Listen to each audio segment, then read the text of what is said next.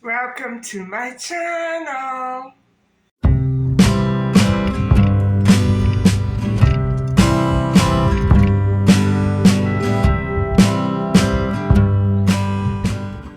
Hi everybody, I'm just on my way for a little walk, and it's been so hard. I'm literally dreaming of food. I don't remember ever being this hungry on the lemonade cleanse, but I have all kinds of gum with me and my water, but I'm dreaming of food. What can I say? It's going to be a long haul.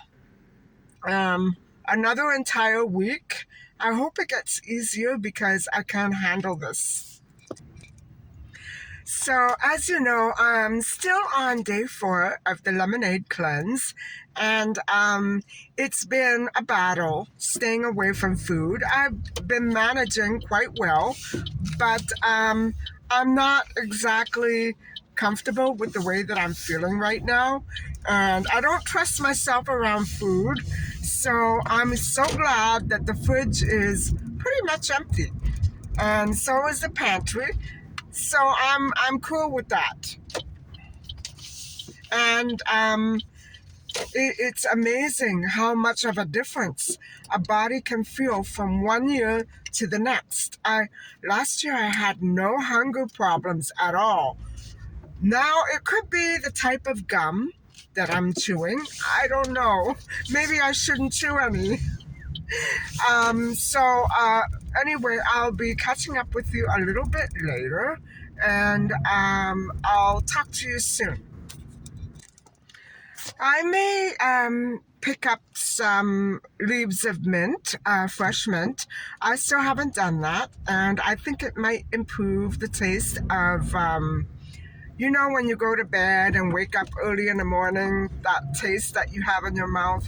Well, I think I can improve that with a little bit of mint in my lemonade before I go to sleep. And so, yeah, that taste is not too wholesome. Yuck.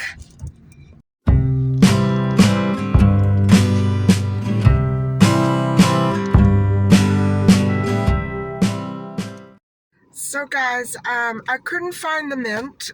They seem to be fresh out of it. And so I picked up some lemongrass, which is the way it should look when it's fully grown. And you can imagine Misha eating all those stems from my own lemongrass plants and how they stayed in her stomach. She must have been so sick. But I think she learned her lesson. Anyway, I think I'm going to mosey on along for my walk, and I'll talk to you soon.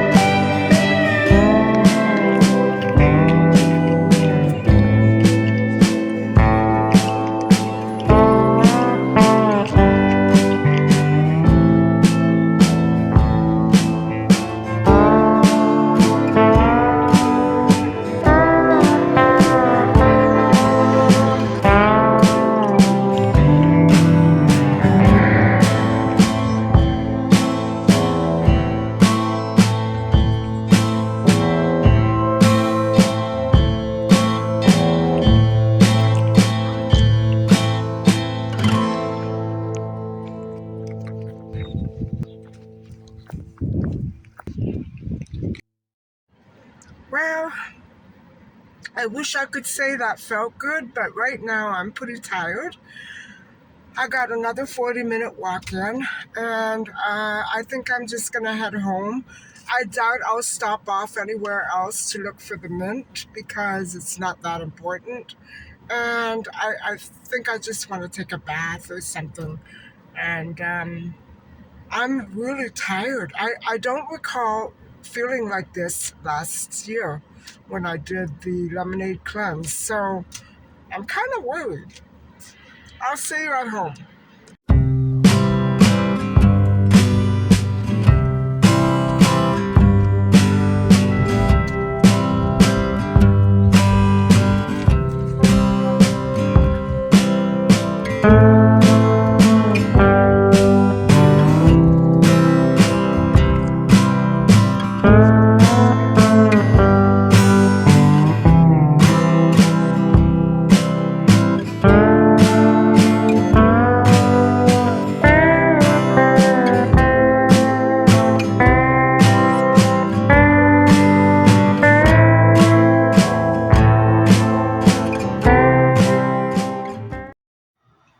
Hi, everybody. I'm back home, and I hope you're all having a good night.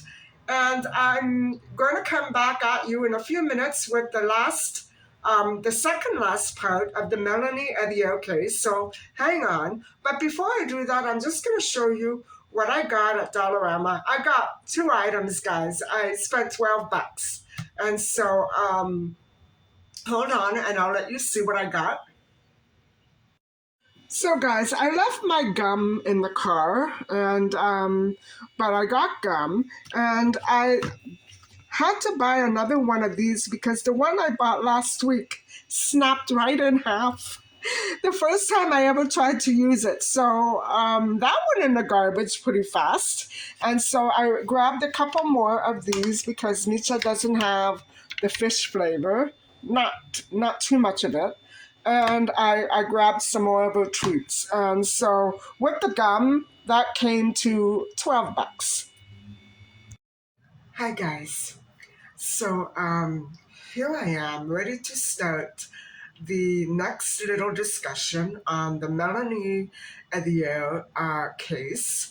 And as you know, she went missing in 1996, walking home late one evening, or early one morning, I should say, from a friend's house. And she hasn't been seen since, nor have her remains ever been found. Now, I have been busy trying to research um, the incident that was mentioned in this article about um, her, was it her uncle or her grandfather, um, Louis Evier, who was gunned down in August of 1996, just barely a couple of months before Melanie herself went missing. And so, what I did, guys, is I couldn't come up with any information at all on it. Was Celine's family member. It was an older family member, and it was a close family member who was gunned down. And I can't find any information on Lewis at all. But I did find there is another Louis Evier who passed away in 2016, and it's not the same guy. Um, However, I did find that another uh, person by the name of Evier, his name is Sylvain, and he was also gunned down outside of his Ottawa or Quebec home. And I believe the date, I am still looking for a date, was 2016. Now I find it very weird that it doesn't mention Lewis at all, and so but the other Lewis did also pass away in 2016, so it's kind of weird. Anyway, he actually this Sylvan Evier was a member of the Hells Angels group. And so we can sit here and speculate, or we can not sit here and not speculate. But, the point of the matter is that we don't have facts, so we will never know. The police have facts. And I have heard by going over the other case of Candace and Rory, who were both, uh, passed away. And people were thinking it was the Hells Angels because Rory's uncle was a Hells Angel member, but they denied it. And so they said that we don't operate by going after the young women of the family members. You know what I mean? They just go after the people. So I don't know what to think. None of us know what to think because the police are not forthcoming and they're being very hushed about this. I don't understand why they would be hushed. And so he was shot several times, and he later died in the hospital, Sylvan Evier. So, guys, it's a family that is, unfortunately, some of them were connected badly. And I would hate to think that Melanie suffered at the cause of other people's careless actions, because when one person becomes affiliated either by chance or whatever, by choice, with this sort of crime, no matter how good a person you are, you're going to bring risk to those around you and those who love you. And so you can say whatever you want. You can't control the actions of other criminals. So you know what I'm saying, guys? We don't have facts, so we don't know. But I find it very strange that both Sylvan and Lewis in 1996 and 2016 were both gunned down. There has to be a criminal connection there. Things like that just don't happen for no reason out of the clear blue. It very well may be that this group, or whoever it was that took her, um, you know, they probably they might have trafficked her to another country. I don't know. Anyway, that's just my initial reaction. And so let's go back to the reaction of the community after Melanie went missing. So the new Liskeard community helped search for Melanie, and they supported the Ethier family very passionately. A special prayer service was held at the local church on October the 2nd, 1996, just 3 days after Melanie disappeared. And a second was held shortly afterwards at another church. And so the daycare, parents whose children were enrolled in the daycare where Melanie worked, um, organized a trust fund for the Ethier family after her disappearance. And that is sweet. On November the 18th, 1996, a candlelight vigil of about 12 people, led by Celine Ethier, Melanie's mother, decorated a tree near the intersection of Armstrong Street and Whitewood Avenue in downtown New Liskeard, just south of the bridge where Melanie was last seen. And so the general feeling that I get is that obviously Melanie had no secrets. She had no drug issues. She had no alcohol or substance abuse issues. She had no violent history. She had no criminal record. She was a very intelligent and responsible, mature young lady.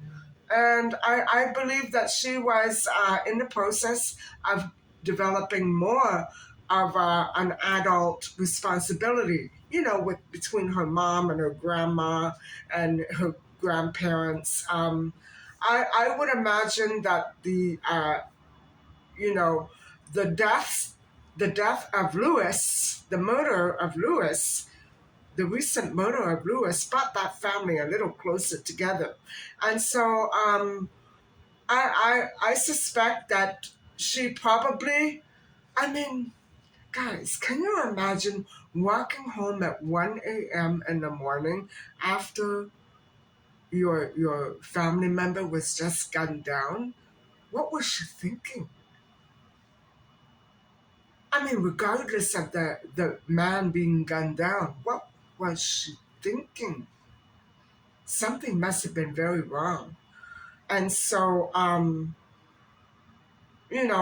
can't imagine that she would have done that every day of her life.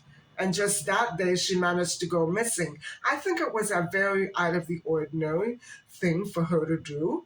And so, that's the feeling that I get when I read this part of the article. I already get a sense that Melanie and her family were very well respected in that community, and they were really mourning her disappearance. And they treated it as a death, and I probably because of what I was just telling you, this might be why. Um, so that tree, okay, and then they decorated the tree, and another vigil was held on December the 9th, and 60 people attended. That tree was located behind the church uh, and was adorned with yellow ribbons and photos of Melanie in order to keep the public aware and you know, informed of her case. And throughout the holiday season, Christmas, which her birthday was on Christmas Day, guys, trees were similarly decorated with gold ribbons. So Celine Evier said, "My house felt like a big funeral for the first 2 weeks because I had people dropping off food and flowers and gifts. I had a lot of contact with the police, and they really kept me up to date. I did mini search myself with friends. So that's just her talking about her feelings and her experiences after her daughter went missing in 1996. And so the principals of New Liskeard Public School and Haley Berry Public School and École Secondaire Catholic, uh, I think it was a high school, in 1996 reported that the event incited so much discussion about personal safety among students, but that public awareness of Melanie's disappearance did not increase the number of parents who dropped off and picked up their children from school. Um, in other words, they weren't alarmed enough. It didn't create a big enough impact that it affected everybody. And so I'm wondering why that was. Maybe it was just because one of those things. These things are very hard to tabulate and follow and track. Some things just happen to be that way. So it's a little surprising, but as far as the children were concerned, the parents were cool with their nearby surroundings and felt safe. So, in other words, the children who attended that school and that center where Melanie disappeared, it wasn't affected, even though it was her community in which she went missing from. So make what you will of that. Um, I don't know if it's I think it's very significant um, that they still felt safe despite Melanie's disappearance. So maybe there was something wrong.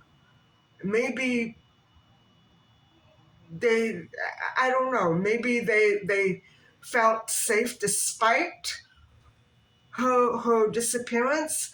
I don't know how that can go about, because I know that if I had somebody in my community who suddenly went missing, I would be alarmed, and I would take great care not to let my children or my loved ones out on their own very long or very late at night, or um, it's amazing how people's habits are so attuned to whatever is going on and not whatever is going on. You know what I'm saying? I find it so strange that it wasn't affected. And so this is quite controversial. So, schools, however, and other nearby communities noticed a significant increase in the number of parents um, bringing children to and from school. So they were tighter. Geez, I wonder if maybe they were noticing weird stuff going on as well on the outskirts of Melanie's community. And so maybe that's why. I don't know. I don't know why it would affect two communities so differently. And yet the one that Melanie went missing from seemed to be doing okay, you know? Um, so the OPP did set up a program to um, educate children about the dangers of walking alone um, at night or anywhere from school to home or whatever. And it was attended by 150 students, um, and even though there were only 30 expected, 150 showed up. So okay, that's a good sign, and it's always good to be informed whether things are happening or not.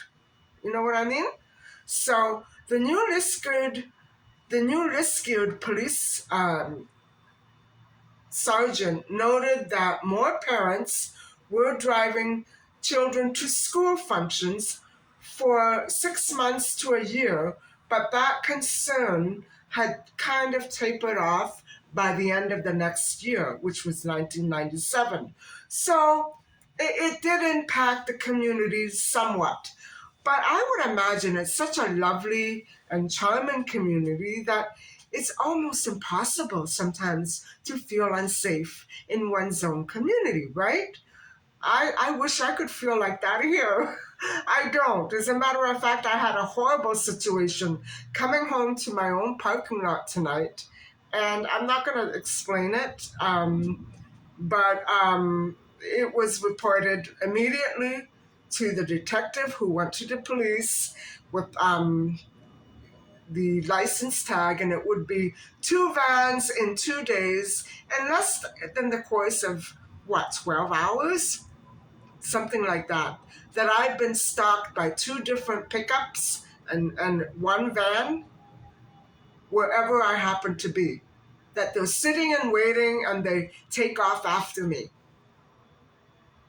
Well, this time I kind of switched it around a little just so I could get the license tag.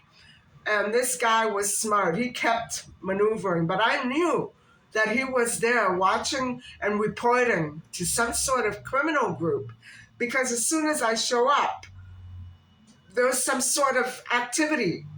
Um, guys, I've seen that pickup here many, many times, and nobody knows who he is. I have a feeling he's friends of security, and now the security is going to be put under investigation. Unfortunately, they have no choice. They're under investigation. What can I say? I don't like coming home to a drug fueled work team. What can I say? Um, Nobody would do that unless crime was involved. And I don't know why I'm a target. I don't know what to do. But I'm sure that the RCMP knows what to do. And it's all a matter of what goes down between the detective and this particular person at the RCMP. Well, I'm going to put all that aside. Just saying that my community is very unsafe and how they can build a path for people to walk in such an unsafe community is not such a grand idea. Um, I'm not walking that path for sure. I don't care how clean the air gets or how nice the stones look. I'm not walking there. So you have to know your surroundings, and I think I know mine a little too well, if you ask me. So, um, the Canadian Centre for Child Protection provided support to the Evier family for over 20 years now. And so the Missing Children Society of Canada has tried to bring attention to this specific case because um, there's no solution. And I, I've heard that police are withholding information, and I don't know. But if that's the case, I would imagine now. Celine doesn't seem to bear any ill will towards the police departments that took care of this case. But if they are indeed withholding information from anybody, the public, from the schools, from churches, anybody, I think that criminal charges should be laid. I really do, because enough is enough. People don't want to be walking on eggshells because they don't know the truth. You know what I'm saying? And I think if the criminals are so dangerous that people have to be hushed up and not be told the truth, I would say that it's time to do something about those criminals and wonder exactly why they're walking free. Or are they simply tools of the police? Are they working with police, these criminals? Something is wrong here. If that's the case, now I said I don't have the information, and there's no reason why police should be keeping quiet about any of these facts. But I think, one of the things that I did find was that indeed the Hells Angels were connected somehow, somewhere to some of these family members.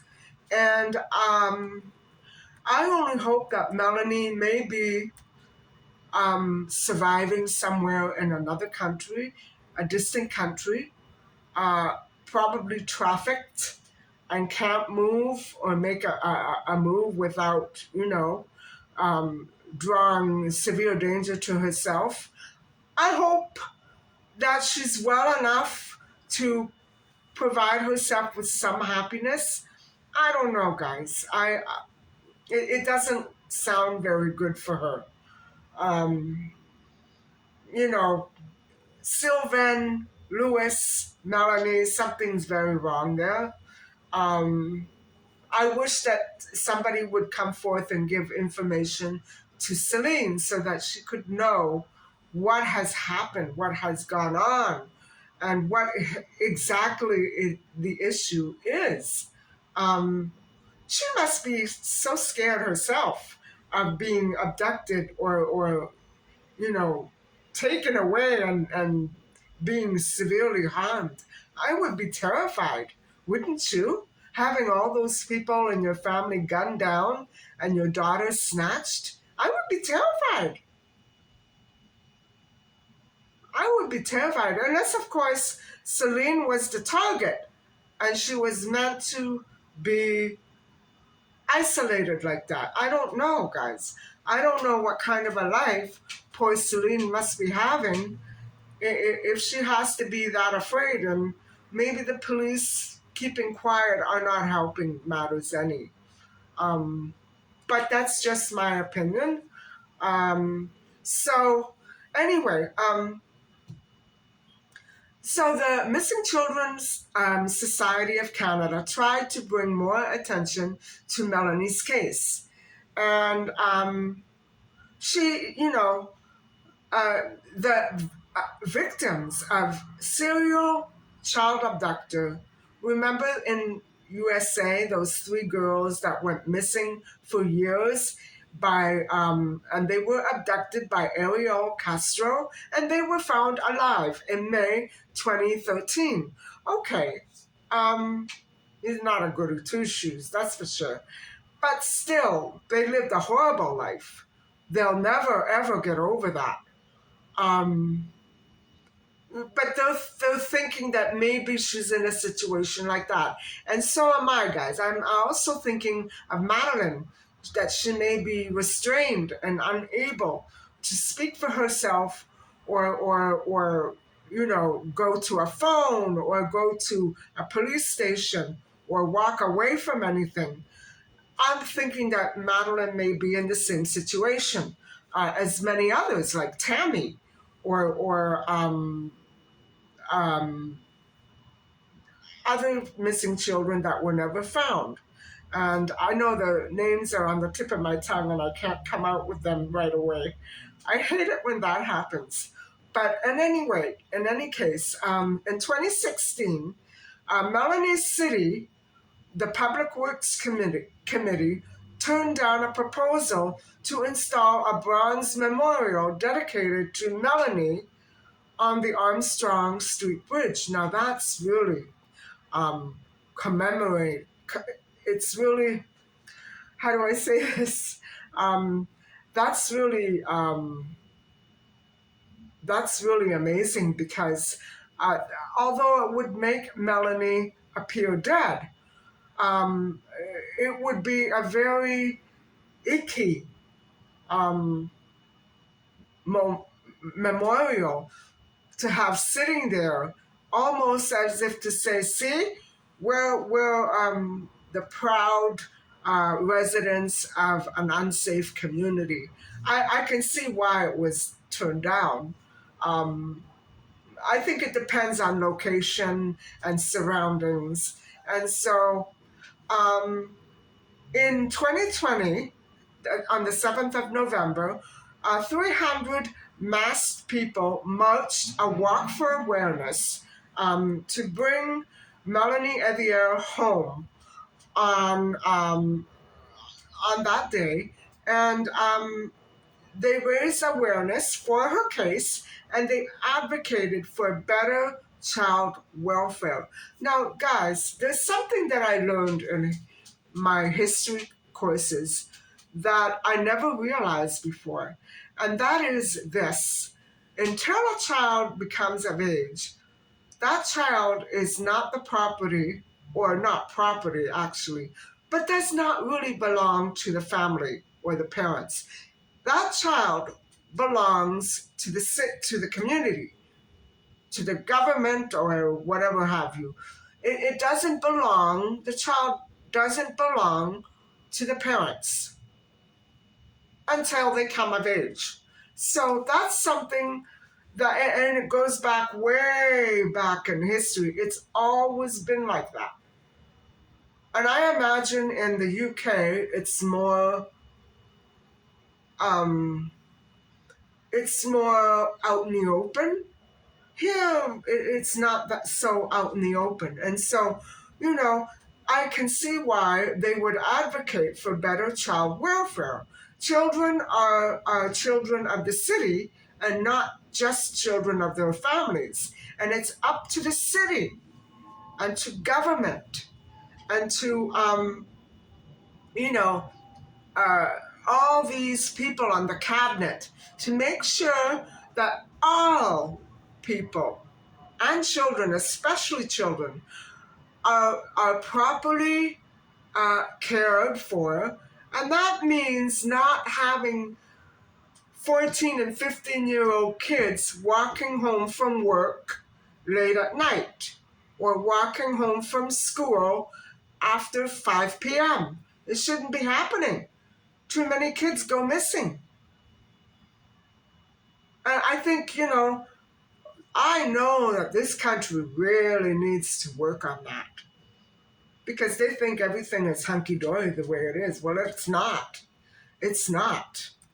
And so on social media, and guys, I would say that Melanie um, disappeared a good 10 years before social media really, you know, um, ever came to be. There was no Facebook in 1996. There was no Twitter, no Snapchat, no YouTube, whatever happened. That all came into existence around 27, right? 29, around there. And so, what Celine has been doing has been creating profiles. For instance, let's work together to find Melanie. Um, to raise awareness for her missing daughter. And so I think that's great. And I think in that way, social media can be so wonderful. And so, you know, the Facebook page is actually a wonderful idea and a good place to go and look for more information on Melanie. Um, I'm not going to look it up. I don't want to go to Facebook. I hate Facebook. I, it depresses me. Let's put it that way. And so I'm going to leave it at that. If you guys want to look up the Facebook page, I'm sure you'll find it. And so in January 2020, the Ontario Provincial Police, the OPP, released a series of videos. So they're going back in history from 96 to 2020. So that's a big span of time, right? 20, 24 years have gone by. And so that's when Christine Jessup's case got cracked right open. Or was it 2021? It was all during lockdown. And I'm glad that the police turned to old cases because if they're not going to do it, who is? Us? We don't have information. And so, they put out a series of videos on historical and all unsolved criminal cases, including Melanie's disappearance. And they interviewed Celine and the detectives and the inspectors from the OPP. So that's good. I'm glad that that is being, I think what they did was wonderful. I don't think that they should have waited 24 years. I don't think that's wonderful. But still, 24 years without contact from Melanie, without finding any traces of her anywhere, I don't think that the police should have given up. I really want to know your opinion on this. Should police give up when they're confronted with a brick wall? I think it's the utterly most biggest mistake that they could ever make. I think that they should have kept searching. Of course, they didn't search everywhere. If they had, they would have found her, right? By then, all those witnesses and all those weird suspects in the trails, they all went icy cold, guys. So what good is it to go back in 2020, although I think they did a good thing. Okay, which brings us to the next part, criticism of police. And I'm going to leave that for tomorrow or the next day. I'm thinking of maybe taking a break from the case um, uh, for another day or so and continuing with this maybe in a couple of days. But we'll have to see. Because I'm not cooking tomorrow, I will be making some food. I'm going to do what I did with the cabbage rolls. I'm probably going to go and buy all this food and I can't eat it. And I'm going to cook it and stick it in the freezer. At least you guys will be able to watch me cook something. But anyway, it doesn't feel like the weekend anymore unless I can cook something really hearty and complicated. You know what I'm saying? Anyway, I hope that you've enjoyed listening to the case of the disappearance of Melanie Edier. And please do not forget to like and subscribe. Thank you very much. Bye bye.